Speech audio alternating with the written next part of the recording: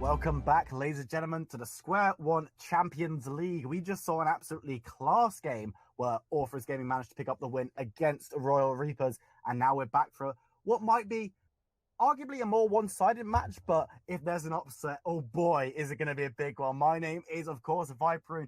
I'm joined by Varys, and we've got Actually CBA taking on EUS. So we've got quite a mix going to happen in this game. We've got a big clash coming from CBA. CBA have such a different playstyle to EUS. EUS are still quite unknown for me because I've not watched many of their games, but CBA like to play this bot lane focused playstyle with a mid laner what's just going to solo carry you. Not solo carry you, solo kill you is what I meant to say, because Paulson just seems to be the first blood king right about now. This guy just seems to always get first blood in every single one of his games I've watched. So I'm intrigued to see how this is going to play out, really. Yeah, it will be intriguing. One thing that's quite interesting statistics for all of you guys at home who love your stats. EUS haven't actually won a game since week 1. They've gained some points through FFs, but after week 1, where they did beat some good teams, they beat Stopwatch and they beat Royal Reapers, who are one of the top 4 teams, they haven't won since then on the Rift. So they're going to come in as a dark horse at best and an underdog at worst. We're into picks of bands Riven and Vayne being taken away. We do also have some subs coming in for the side of EUS this game. We've got Kodo coming in for the top lane, and Coberins? I'm going to go with that, is how to say the AD carry's name. We've got him coming in for Ku instead, so they're hoping these players can shake things up and actually make some things happen for them. Maybe it's Cobians. That sounds better to me. I don't know. I'm just working on Kobe because that's how the first bit's pronounced, and there's like the ums at the end. It's going to be a disaster. All of their names are really hard to pronounce anyway, except for Ingux and Kodo. Thank you, gentlemen. We're going to see Wukong, Sejuani, and Silas being taken away as well. The jungle role is being pinched in this one. We saw Sejuani versus Silas last game, and it was very much the Sejuani that was doing more work. We're going to have to see what new junglers are picked up, because I always like it when stuff from last game is banned, even though it's different teams, because it means we can see slightly different stuff. But you're going to be fuming, Varys, because Aatrox, once again, I am untouched. fuming already. Aatrox is left open. People constantly underestimate this man, and he takes over games. He takes over games all the time, and he gets free bans. First pick with the Karma going forward over on the side of EUS. The champion, it didn't play that well when we saw it. We saw it in Francesco's hands in that support role. Quite a flexible pick, though. Are we going to see that? Is that kind of a pick that you want into Aatrox in the top lane? Are they trying to force Galhina away from that? Because he could just pick up Aatrox and be pretty happy with himself, but that's a Mordekaiser. That is just I've been baited.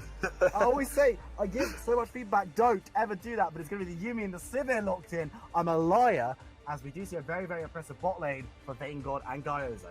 So you get hard baited. The Sivir Yuumi is one of the strongest belt lanes right about now, and it's just so self-sufficient. It does everything you want it to do, and it's no surprise that it's being picked. When you can get them both together, why not, basically? And you were right about the Karma. The Karma is what you would usually see towards the Aatrox pick. It's usually okay into him, but you're still just going to get outscaled eventually. So we still have the Aatrox open. Either side can still pick in. Bottle and leaving it till the last moment to lock in that J4 pick. Another flexible one could be mid, could be top, could be jungle. I mean, it could be mid. Probably wouldn't be great, but it's an option. And there he is. It's your boy. Aatrox being locked in. Could go mid, could go top. I imagine with playstyles, it's more likely to go up to Galna in the top lane. The person whose name I can never pronounce, but Rakan being taken away, getting rid of that Lover's bot lane in the second round of bans. So we've seen Galena play Karma and Aatrox a lot this split, and he's looked strong on both of them. So it's no surprise that he's leaning towards this. He knows, even if he is in that Karma matchup, he knows how to play this out. So it's a smart pickup by him because he knows this matchup, he knows how to play this champion really well. And we'd expect Paulson to be aiming towards like his rise. I was going to say Vladimir as well, but Vladimir is taken away as I'm thinking of it. That is the sign of a good analyst. Like when you're like working through what should be picked or banned, you see it banned away, you're like, yes, these players also agree with my statement. Vladimir is so oppressive, it's so disgusting as a champion, heals so much, could do so much damage, and it's very hard to kill. So nice to see that one taken away. The Kali as well being taken away. Obviously CBA were watching last game where Rengar put in an absolute stomping on that in the mid lane. He didn't really dominate lane, but then was just doing so much damage in team fights. It just didn't matter how much farm he had. We're going to see what the last ban is coming forward for EUS, but what do you expect to see round out these two compositions as Kane is being taken? Right. So now I'm hyped because Kiana's left open. I want to see if CBA are going to avoid picking mid here and pick jungle, which they're looking towards, and then basing the enemy team mid laner to pick somewhat squishy, and then Kiana can have really high impact and just all in that champion. She has a rough early lane, but as soon as she gets past the first few levels, she can just put out so much damage. I'm really interested to see if she's going to be played this game.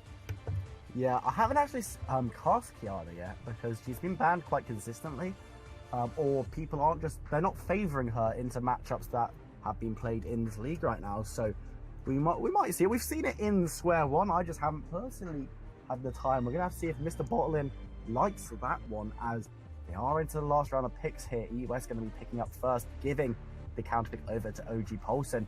And Mordekaiser has been locked in, so actually I wasn't getting baited by hovers. I was just thinking ahead to when EUS locked it in. That's likely going up to the top side against that Aatrox, which means the Calm probably support could still be mid, but I'd be doubtful if that's the case.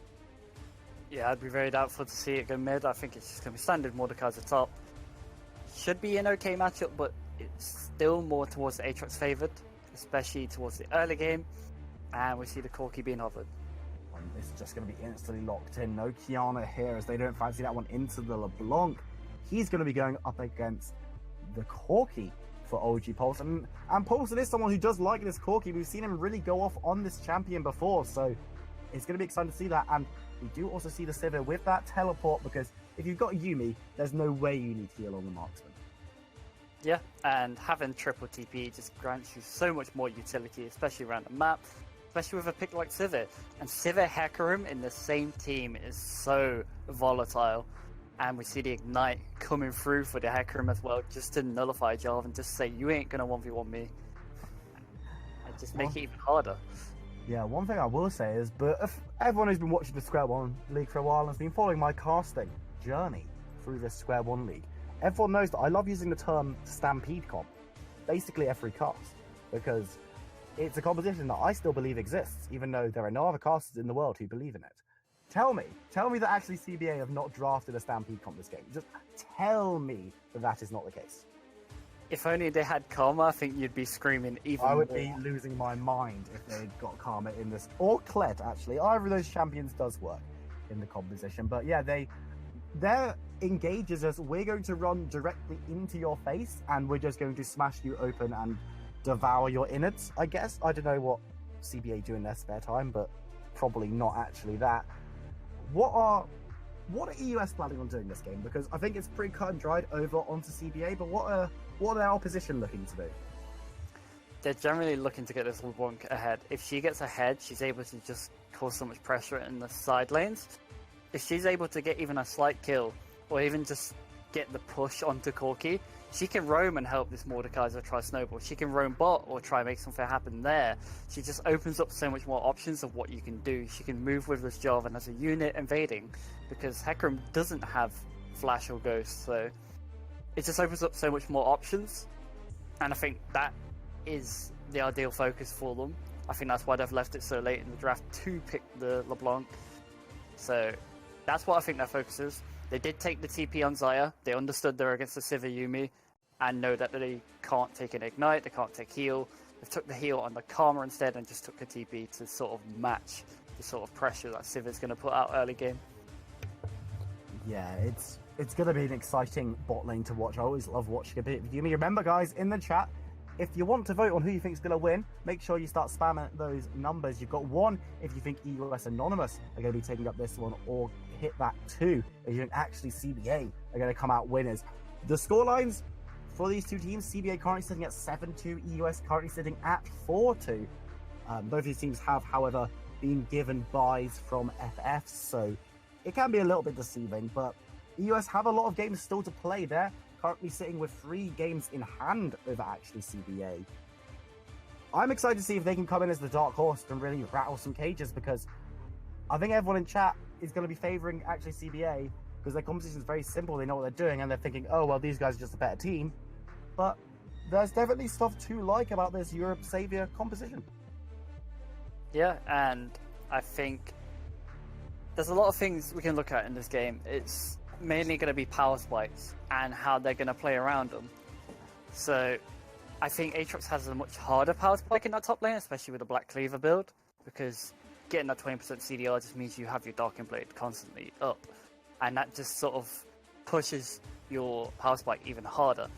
Whereas Corki needs a more expensive power spike in the LeBlanc matchup, so that's where I want to put my focus this game. I want to put all the focus on mid lane.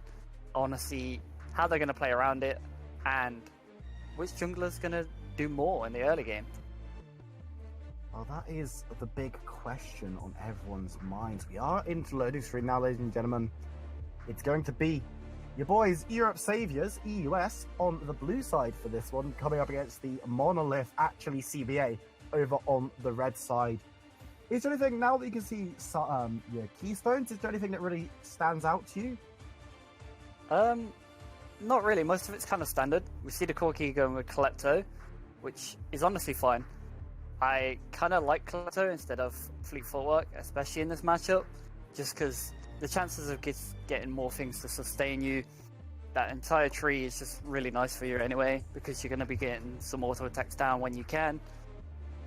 The main thing I want to just see how these subs impact EUS. Are they going to be the turning point for this team, or are they going to be the shining light? Yeah. Sorry, my mic was not unmuting. Yeah, it could be a case of them being the shining lights, or we could see a downturn as well. We're going to have to wait and see how these EUS players do perform coming into this roster and hoping. There we go. There's the early game pause. I knew we had plenty of time to talk about the early game because I'm casting. When me and CJ cast, it's a case of we get pauses mid-game. When I cast with anyone else, early game pauses. It is lovely. But it gives a little bit of time for the color caster to, I can pick your brains a little bit. So what are we going to see in the early game? You can see a little bit of an invade coming in from the side of ES on the top side. What's going to be the response to that? Do you think they're going to get killed? Do you think they're going to get collapsed on? What do you think is going to happen? I don't think they're going to get killed. I think Galina's smart enough to not fall for this sort of invade, depending on how he positions in that tri-bush. But I like it from them. I like this, because if they do go invade, I want them to go further, I want them to drop wards, I want them to find out what is Hecarim starting, so you know how you're going to jungle this game. That's what I want to see of the side of EUS. Side of CBA, I just want to see them, as soon as they find out they're invading, just run and get wards down as fast as they can. That's the main thing I want to watch in these few minutes, what are going to come up after this pause. Yeah, after the pause, of course, we have just got a little disconnect, ladies and gentlemen, so we will be with you hopefully very, very soon. It looks like people are getting ready right now. So, yeah, it's going to be a case of, let's see if we can catch them out. So I really like this from EUS. They're coming in as the underdogs into this game, and you need to do something proactive. You need to do something that is going to get you on the board, because if you just stand lane to lane to lane and you try and just do a standard, we're just going to fight you 1v1, you might fall behind. And with the composition as well, you can't afford to let yourselves fall back. Galhina will see that ward, but might be napping a little bit. Gets the knock up onto 3 men, but might have to flash. Will be able to do so, and there's going to be no follow-up there. So they do burn Galhina's flash, but they don't get the first kill. But they might not be done yet. It does look like 4 members of EUS are maintaining the invade. The ward will spy out 2 of them though, so members of Actually CBA, they've got knowledge of what's going on right now. Unknown Swede will be spotted out on that ward as well, so a lot of information being exchanged. Advantage EUS, getting that flash away from the Aatrox is pretty nice, and we could see Hecarim having to come up to cover, because Ingux might be looking a lot towards that Aatrox and try to get some kills up top.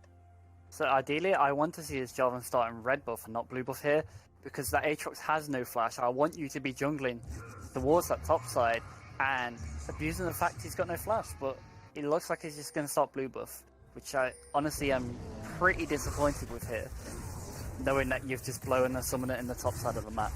Well, it could be a case of getting that level 2 gank up. Of course, he is J4, he started that E, gets Q level 2, can still get a nice knock up if he decides to get a quick gank top before Hecarim can respond. But yeah, starting red side would have given him a bit more impetus on that gank. So maybe a little bit disappointing for those who love a bit of action, but we'll have to see how Ingux does going forward and if he can put some work down elsewhere. As we do see another pause, it looks like we've got another DC, I'm afraid. So there's not much to talk about. Yep, just an ABC disconnect over on this side of CBA. So they're going to be just trying to get some reconnection. It looks like there's some problems over there with their connection right now, but there's not that much to talk about today. Let's look at those farm differentials. Corky's got that farm lead, but so does Mordekaiser. We've got an unpause coming through as well. So it looks like we're going to be back on the map as CBA have reconnected. So I got something for you. So Okay. as soon as they invaded, we're seeing exactly what I said. Sivir and Yumi went straight away and got that ward down and got the vision down to sort of reply to that invade. And that's ideally what you want to see from anyone, really. As soon as there's an invade, you want to see someone go down and get that vision, just get that extra information for you. Right now, it's just going to spot out J4. Yeah, they know exactly where this man is right now, and he's not going to be able to get a sneaky gank bot lane. So that'll be quite good over on the side of actually CBA. Very smart, very reactive play there on the invade. Of course, Garhina in the top lane doesn't have his flash right now. Did have to use it to escape from all the members of EUS who did come down. So you'd hope that there'll be some action up there, and you'd hope that Kodo would be able to stamp his authority down there. We're seeing a lot of damage going down onto this Karma. Ingux is around, but I don't know if we're going to get a gank because Hecarim's up on his blue buff, and he's pretty quick at responding if he sees something going awry. So they have to be a bit careful as a bit of damage is traded down in that bot lane. So I'm not able to get the drag back, so I won't be able to get anything in terms of CC. The main reason for this, the bot lane just want to keep them pressured in, so you get that scuttle control. Hecarim sort of identified this and identified that Joven has to be bot and doesn't want to take that fight with the wave being pushed in, and just opts to go for the other scuttle instead. Yeah, just trading Scuttle for Skull, that's not bad for either jungler really. Ingux is going to be moving towards that top side now. We'll find the Scuttle. It has been taken though, as we do see Hecarim coming up into that top lane. This week looking to get onto Kodo. It looks like the tables have turned and Kodo is going to be forced to flash. That is the resources evened up in the top side. I don't even think that the Scuttle was actually taken. I think that was just a very quick response over on the side of Hecarim, and now the Scuttle is just going to be taken over by EUS, so they get double there, and now Unknown Swede might be in trouble. He's going to get knocked up. Here comes the block as well. The Ignite is down. Unknown Swede gets taken down for first blood. It's going to be Ingux picking up that one.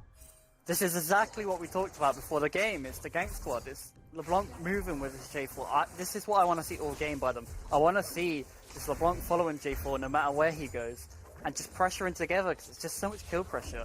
One knockup, one chain, they're dead. They're dead. You're not getting out. You flash, you're still dead. It's the Death Squad. Yeah. We can call them that for the rest of the game. It's going to be the Death Squad. The Death Squad are going to be moving about. Oh, but Karma's moving up and is forced away. No mana there as Civ is looking to put the pain down. Won't be enough to get a kill though, as we do see a bit more of a scrap in the top lane. Mordekaiser might be in trouble here. Does use that shield as we move back down towards the bot lane to watch a bit of farming as the top lane disengages with not much else to be said. We can see the poke coming through from Yumi. Really, really obnoxious champion for this. And she just gets more and more oppressive as she gets items. And you can see there's no pots on the side of EUS. So they can just be more aggro with this. It's one of those things where Yumi's just so gross. We were talking about this a few people, and Yumi's just good with everyone. Like, just improves everyone's ability in that bot lane. And luckily, we haven't seen this Yumi Garen thing that's been going around, because it's absolutely disgusting. But in the top lane, speaking of disgusting, Kodo is going to be dragged back, and it looks like Garhina wants to get on the fight. Doesn't get a second knock up. Here comes Unknown Swede in the bot lane looking for his first kill. Vengor's going to pick up that one as Kobe Arms is going to be forced back, not getting a kill of his own. We thought that was going to be a kill top. Turned out it was actually bot, with Hecarim picking up a nice kill for his finish. So really smartly played there. What they did there, they made the Yumi tank it on purpose first, because the Yumi can just literally jump back and lose that tower aggro. It's just really smartly played by CBA. It's a really easy dive. That's what you'd expect from the Kodo's going to be dragged back, and the World Net is going to be used. Mordekaiser can drag him to the Shadow Realm if he really wants, but I don't know if that's going to help him too much, as Galhina is letting this one run down into the Shadow Realm. It goes with the tower aggro. He might not win this fight, you know, and Kodo, very, very smart play from him in this top side, gets EUS their second kill. Yeah, Galina bit off a lot more than he could chew. He should have just took the free victory and just took the CS. Instead, he's going to fall a bit more behind now. Mordekaiser is coming back with Ninja Tabbies, and he's just going to aim to sustain. Mordekaiser doesn't really want to fight too much early. He wants to get his items. And right now, that's kind of just throwing your chance to actually dominate in this Mordekaiser in this lane. Yeah, it was greedy going for that kill there and waiting so long to do it. He didn't go in immediately. He was just sitting there, ultimate running, with minions to tank, and waiting until pretty much all the minions were gone. Very, very well played from Kodo to stay there and bait him in, because that's the second kill for EUS. They've got the lead, and now they're going to be looking for this dragon. And with a Cloud Drake, your rotations with that Death Squad that we were talking about, with the J4 and LeBlanc, they're going to be even better now that you've got a bit of movement speed. Yeah, and we see the Corki coming back to lane with a Hex Shrinker. I'm so happy with this, it's beyond belief. I've seen too many people just ignoring the fact that when they're against the AP champion in mid lane, as Corki, not building Hex Shrinker and just default into Trinity Force. So I'm really happy that Paulson has been really smart about this, and he just knows the pressure that LeBlanc can put out. Yeah, it's a little bit of safety. It's going to slow him down a bit on that Trinity Force, but you're not going to worry about that too much, because you're still getting a bit of AD from that Hex Shrinker. You're still getting a bit of survivability. So you're not going to be unhappy with that item as Mr. Bottling and Ingux gets some damage on Paulson. He's just going to be able to W away quite safely. And now in the bot lane a bit more. He's being traded, but Yumi's got the sustain that Vayngod needs to see him through. The Death Squad just looking for more and more picks together. They're constantly just moving, and this is like what we said. This is what we wanted to see. And to be honest, I want them to see. I want to see them target this top lane next. Yeah, you're going to want to see them come up once again to that top side, as Karma has overstepped a little bit, but does get the root on the Sivin. No spell shield, you already used that one, and the heal is going to come through from the Yuumi to just get the two of them a little bit to safety. They probably weren't in too much of a threat, but with Vayngod having no mana, it's better to be safe than sorry. Yeah, and it's just like you said, just more safety. They don't want to risk throwing any lead in this bot lane because the CS is so close. There's really not much difference between the terms of CS, but Sivir is nearly This is the only issue right now. They're looking at Sivir's mana and just looking to exploit it. Every time she's using these spells, they're looking to find something. That's why this Karma is stepping up how she is. It's pretty smart with how she's doing it. Yeah, she's being quite aggro, and it's quite impressive to see. Kodo doesn't get dragged back and will be forcing away Galhina, who's not been having the best time on this Aatrox pick, in all honesty, but again, going into late game, he might have a little bit more about him than the Mordekaiser if he doesn't hemorrhage too much gold. Yeah, and as we see, the gold difference is nearly 500 in that top lane. It's gonna get worse, honestly. It's because right now, Mordekaiser seems to be in control of that lane, and he smartly backs away when he sees that Corki is missing and just listens to his teammates pinging.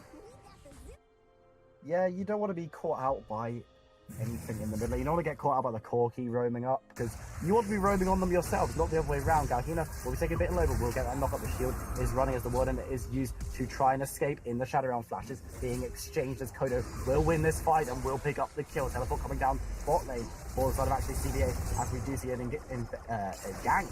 Ingott is going very, very low, as Kobe Arms will be the target. Unknown Speed forced away, and here comes LeBlanc. The ultimate is used defensively, but the chain will land onto Paulson, as the root does not land from Yuumi. No laser face for this kitty, as Paulson is forced away. It looks like Karma's trying to step forward. Mr. Botland doing the same, but neither of them are going to be able to get too much on. The EUS, they extend their lead, and they're doing pretty well in this early game. Yeah, and you can see both teams want to push a lead in this bot lane. They want to make something happen in bot lane. Top's just been left on an island. Both teams are doing nothing about this. Unknown Sweden is going to pick up another kill. That is her first of the game, fourth for her team. And honestly, EUS are looking by far the better team at the moment. Yeah, they're looking really dominant, and they're playing such a smart early game, especially with the Skank squad. And LeBlanc just reacting, getting to that bot lane, even after the Corki TP, to deny anything more happening there. And it was so important because it sent the Hecarim the other way as soon as LeBlanc shown up.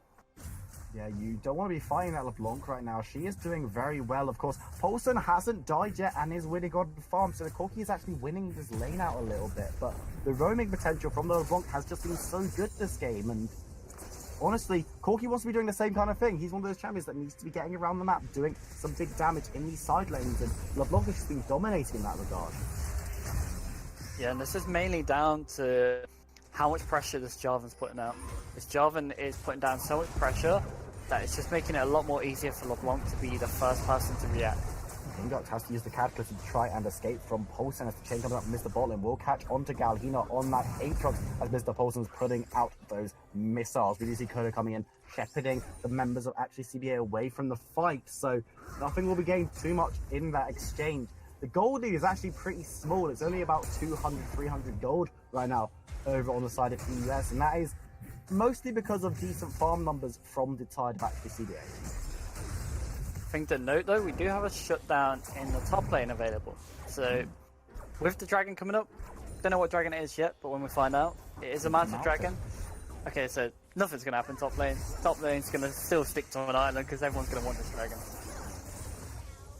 Could be the case for sure. I think it's being pinged on right now as Hecarim has moved down there as well, as Karma is going to be looking to be aggressive with Ursi Galhina getting some damage onto the Mordekaiser as well, but he knows he doesn't win the fight under tower like he did last time, so he's going to be forced to wander off from that one, but nothing really used from him. He's just putting down a little bit of pressure over onto Kodo, Kodo actually coming in as a sub.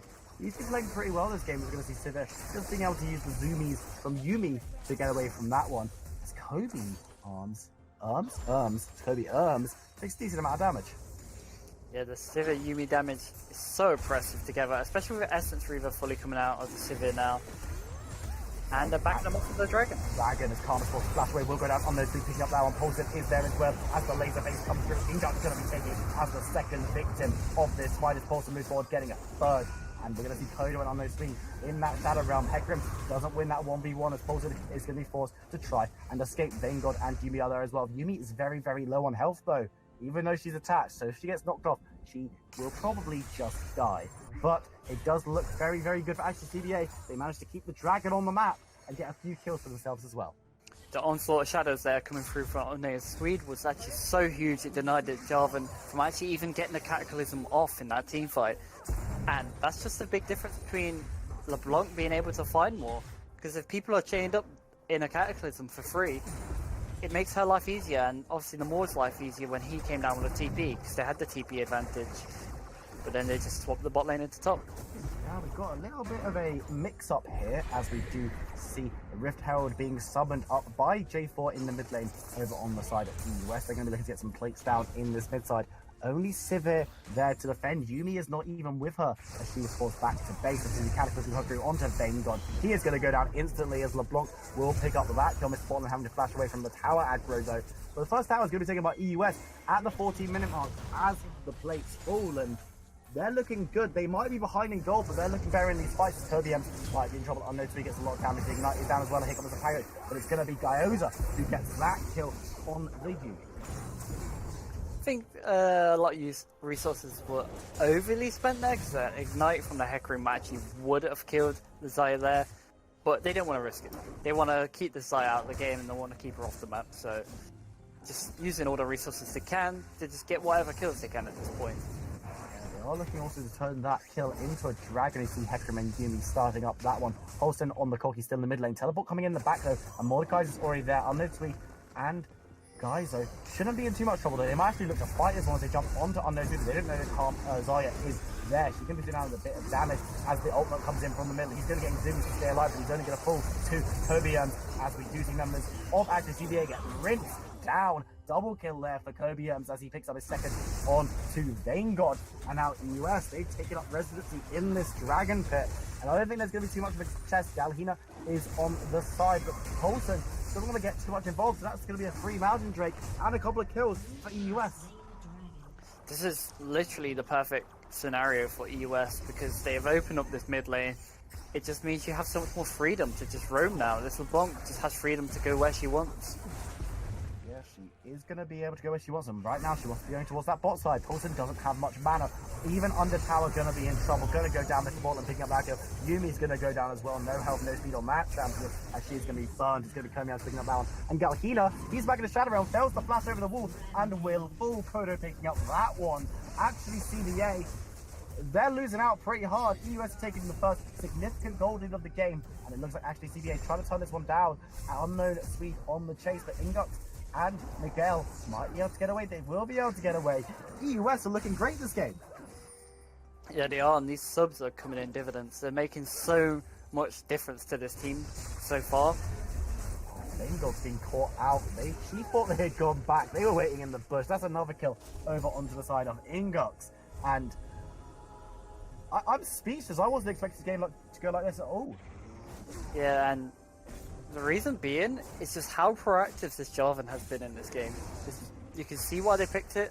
It wasn't really prioritized. He's going to try and get on their speed. Flashes out. Polson's going to be one picking up the kill there. No, it's actually going to be Mr. Balling getting the kill onto Unknown Sweet, as Ingux does make his way out and is now going back in to try to steal the blue, but Yumi's going to try and get them away. Miguel's going to have to speed himself up to get out of that one as Polson turns up, but it's just every time a play is made, it's just advantage EUS, and actually CBA, they haven't made any massive plays to try and get themselves back in this one yet.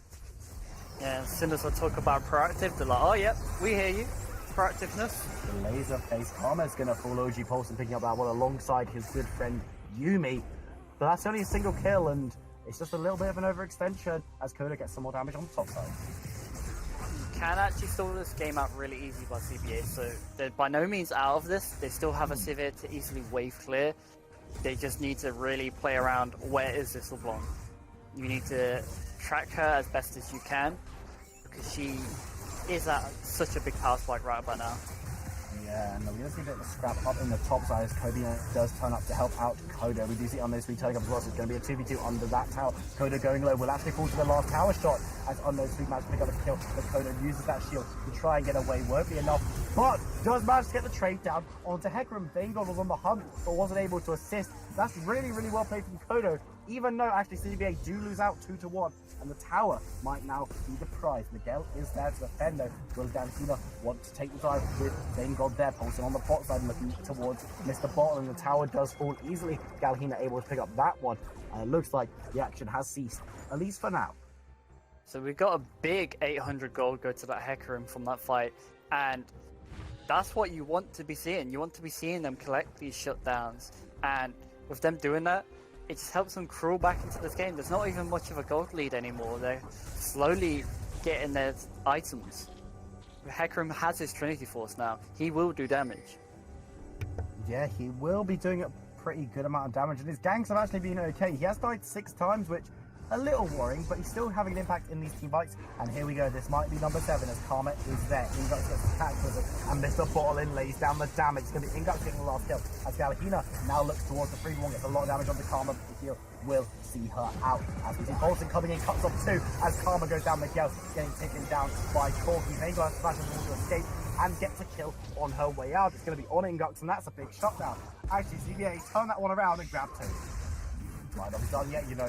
Kodo might be dragged back. We'll be able to get out of the area just in time as Polson gets forward, looking to get into melee range. And Kodo will be taken low, will be taken down. Polson pick up that one. Kobe Arms is next on the menu and will fall. The resurrection comes through from 8 shots as he did manage to get an assist in that fight. Actually, CBA coming back into this one in a big way. They're still down in objectives, but they've got a gold lead. But then we talk about these power spikes. We have the Corky. He came into that fight with Trinity Force, and you see the damage is already pumping out. He came within with a big flank with the package. He's able to pick up these kills, and it's just going to help him become even more of a force to be reckoned with in this game. And it's going to be interesting to just see how they're going to play around this Corky right about now, because he is so strong. You know, Polson might be the strongest person on the map right now, which is pretty strange when you're looking at people like Kodo, Mr. Bottlin as well, having insane games. But Polson, he kind of weathered the storm early. He was never involved in any of these falling behind that the rest of Actually CBA were doing. So he managed to come in pretty even to Mr. Bottlin. As now, as you said, power spikes across the board. They're going to be looking to take these fights while they're ahead, and they haven't been looking great, Actually CBA, but maybe their composition will be able to see them through into the mid game, because they can win fights. They looked very good last fight, and they're looking towards Dragon now. But I think this is a slight macro mistake, as you're going to lose a mid-tower for this rotation. And they're not even going to get the Dragon, but they might look for the collapse. On the hunt has been used. Pulsing going to be looking to lay down that damage that we were just talking about, leading the charge with Yumi on his back. It might not be enough to actually get anything, though, as Unknown Sweet is going to be running forward. Does manage to get onto Mr. Botlane. He's going to jump away and get the route to boot, so it's not going to be a kill there. But Unknown Sweet might not be deterred just yet, has got Yumi's assistance. But I don't think there's going to be anything actually done in this fight. Pulsing is still hanging around, trying to put some poke down, but might not be able to get enough. Miguel might have overstepped a little bit as Galahina looks to go in onto Ingut. The Dragon is actually taken by Kodo down on that bot side for EUS. There's a nice block up there from Galahina. Might have secured Ingut space versus that Cataclysm, but Vanguard is going to pick up the kill. But that will basically stop any chance of a fight coming down because the Cataclysm slowed them so long. But now they're going for Baron. It could just be a very smart play from Actually CBA picking up this one. They know that Mordekaiser doesn't have that TP, so they're going straight onto the Baron as soon as they speak to Jarvan. As soon as the Jarvan was out of position, the massive knockup from the Darkin Blade just meant so much here, and I think they're only going to get one tower for this. Miguel tries to steal, doesn't get it. It's going to be picked up by the Hecarim, and Miguel will be cut down for his troubles. The tower will go down in the mid lane on that inhibitor, but it looks like EUS going to be smart. They're not going to greed for that inhibitor itself, and they're going to be forced away. It doesn't look too great in CBA's base right now, but with that Baron on 5 members, they're going to be looking to get some reparations from this EUS side. And the Corki comes through with his Essence Reaver too, so he's at 40% CDR. It's a really big power spike for himself. He's going to be hitting real hard about now. And the thing to note, LeBlanc opted for the Medjais instead of going towards more standard of Oblivion Orb. Is this just going to be some cockiness from the side of the US? No, Cody does manage to get away, and Pulsing now being taken low. Shutdown though is got onto Mr. Botlin. It's going to be Vengor picking up that one on the Sivers. The Inguts on the side. Nice spell shield. Vengor gets out of that one. The Inguts is golden. People are trying to get out of this Cataclysm as much as possible. Vengor picks up the kill onto Inguts on that J4. Cody's on the backline, and Vengor might be the target. Pulsing's going to be going low as well as he gets tech cut down by Kodo on the Mordekaiser. Galahina, a bit of indecisiveness. We'll see him resurrect as we see Unknown Sweet try to get damage on the Mordekaiser, who will fool. Vanguard is unstoppable with Yumi on her side. It looks like they're going to be pushing forward. And actually, CBA, there's only Miguel to defend this, and they've got Baron. How much could they take here? They could even get more than this. They can probably even get the game. They've got some minions coming up slowly, but are they going to commit for it? You've got Xayah up in 7 seconds, Jarvan up in 5. I think it's just an inhibitor. Yeah, you can see Vanguard immediately went towards that top side, knowing that they weren't going to go for the end, trying to get another objective on the map. But actually, CBA, this is looking like a pretty big Baron power play, because they've already basically overtaken EUS on the objectives front in this game. They're still down on Dragons, but they've got the Baron, they've got an equal number of towers, and they're 6k up. This has come out of nowhere. The US doesn't want this to end. You see them looking for them, trying to search and find any pick they can right now. They want to chase him down and try and cut down any low members, because right now in the 5v5 situations, they're not having a great time. Yes, Kodo's doing a lot if he gets onto that backline, as we saw in this one already, but Vanguard and Paulson both pulling up so much damage, and the rest of the team has so much disengage and disruption with the Aatrox Hecarim and the Yumi, of course, pocket healing whoever they need pocket healed. It's going to be tough for EUS to win these team fights, even with members that are doing very well. So they want to try and cut down people and get picks as soon as they can, because at the moment, the way this is going, actually CBA, they're in the ascendancy. Yeah, and with the map opened up with that inhibitor down, it just gives them a lot more pressure just to go towards this top side or this bot side and just say, we're just going to siege now, we're just going to let the minions push in and we're going to siege. What are you going to do about it? Well, they're not going to save this inner tower top, that's for sure. That one's been taken down by CBA, no contest. And now they're looking onto the inhibitor tower. Hecarim isn't quite there yet, but the rest of the members are, and they're putting down a little bit of poke. This tower will absolutely melt if Sivir is allowed to get onto it. We've got Pulsar as well, going to be doing a lot of damage to that tower. And of course, the cannon minion at the back, he's left to his own devices with this Baron buff. He's going to be able to just slowly but surely chip away. There's no minions quite there yet. This Kodo will be knocked up, but the fight hasn't started in earnest yet. Galahina now on the wrong side of the wall, but he's looking for the fight. Here we go, on the hunt. The laser is out. Ingot goes very, very low. Pulsar is going to be able to get the tower. The character is going to come down, killing one, but Ingot is going to be the one surviving in there. Gets taken low, but manages to get out. And then going low is chased away by Kodo and will be killed. We've got Galahina still causing trouble here. But him and Yumi, they're the only members left actually CBA. As Yumi jumps in, he's going to jump out. Koda going low. Gahina might fancy himself here and get some damage, gets the knock up, gets the dunk, but will go down. Yumi's no escape for you either. Ace for EUS in their base. They lose the tower, but the inhibitor will still stand. And that's a good fight for them. This was the perfect fight for them. This is exactly what they wanted, but I want to point out how they instantly went for that Corki. They didn't let Paulson get off any free damage. And as soon as Paulson fell down, they had a lot more freedom, and they took over this fight. So I want to see how they're going to position this next fight. If they can get onto Paulson, can they take this game? Well, they're going to have to be very careful about that, because if they only go onto Corki, there's still Vanguard. There are still members of Actually CBA that can cause problems, but as you said, Paulson's the linchpin in this game right now. If he stays alive, it looks very, very good for Actually CBA. If he falls, it looks much, much better for EUS. As the fourth dragon of the game, it will be contested by the Corki, though. Ingux is going to be forced to try and get out of that one. Paulson might have just picked up the first dragon of the game for Actually CBA, but Miguel is hanging around. No steal come across here, just a Hecarim comes across and says, I'm taking this dragon. And they're just going for safety now. They're just moving towards this bot lane. There's still that outer tower, and I think that's going to be their next focus. Yeah, they're going to be looking to try and get as much money and as many objectives as possible, open up as many avenues to win this game as they can. Kobium is not going to get knocked up unless he can hit the ultimate, though. The ladies will come down only onto Mordecai, so the catch is used as Ingux. Pretty tanky will be forced away. Yumi getting the poke down as all the members of Actually CBA move on to this tower. We do see a tower falling elsewhere as well. That's going to be one for EUS picked up. They're now moving straight onto this base. The inhibitor tower will fall, and they're looking like they want to go for the inhibitor next, but the fight might be forced. Ingux has gone to get knocked up onto 8 drops, and he's trying to get the knock up there. We've got the scatter round popping as well onto Unknown 3, who will full Koda picking up that one and is now back in the fight, but will be cut down. Double kill of Vanguard means he comes back to a plane that he won't want to be on, does get killed, as well as Mr. Potlin, only member of EUS to survive, and Actually CBA take the second inhibitor and could well take the game. Yeah, they managed to wave really well in the mid lane, and it should be the game here. Well, it should be. They're just going to try to keep Mr. Potlin from wiping them out. The second Nexus tower has just fallen. No, it hasn't. That was the first one. The second Nexus tower has just fallen, and the Nexus now will be the target. There are minions there. This should be cut and dried for Actually CBA. And in a game that was a pendulum in terms of who was winning and the tempo, we're going to see a win coming out for Actually CBA. The EUS, they look really, really good for long parts of that game.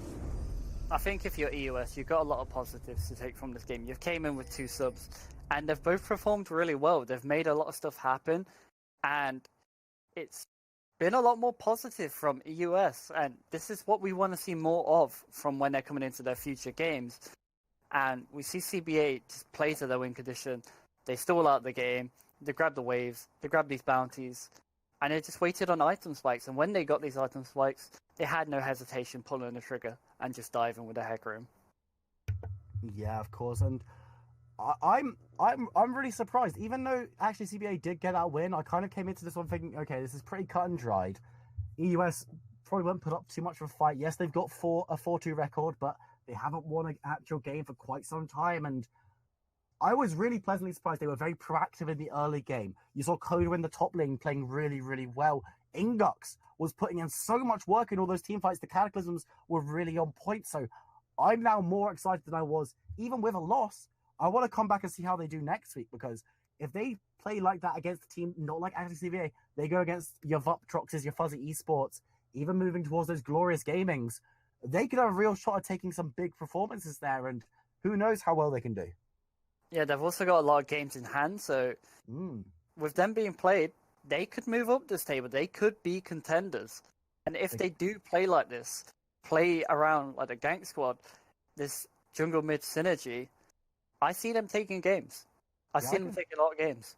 I can see that as well. And while at the moment they're maybe not looking to challenge too much for that top 4 spot, of course there are playoff spots still to be had. And if they play like that against all the other teams in this league, they could definitely be one of the teams in with a shout of trying to slip into the playoffs. But ladies and gentlemen, with all that being said, we are just about out of time for this one. So thank you very, very, very much for watching. I have, of course, been Viperin. I was joined by the lovely Ferris. We saw 2 amazing games here in the SQ1 Champions League. If you want to watch some more games, make sure you join us Mondays and Tuesdays at 6 p.m. BST or 7 p.m. in the more eastern areas of Europe. We, of course, have streaming games here. Go and check us out on YouTube as well. Some Champions League down there. We've got tons of games that have not been streamed. So if you need to scratch the League of Legends itch, make sure you go down there. I'd like to thank you all very, very much for watching from myself and Varus. Varus, do you have anything to close out? Any words of wisdom? For once, not really. I don't really have much to say other than just we've had some really good games, some good League of Legends, and we'll be back next week. Yeah, I think you've summed it up pretty well. Thanks very, very much for watching, and we'll see you next time.